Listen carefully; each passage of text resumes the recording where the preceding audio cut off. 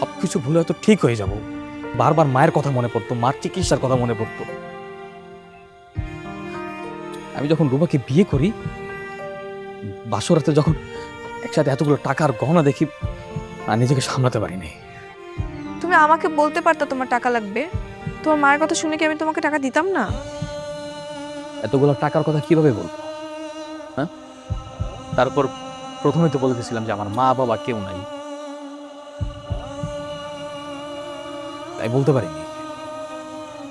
তবে আমি জানি আমি অনেক বড় অন্যায় করে ফেলছি।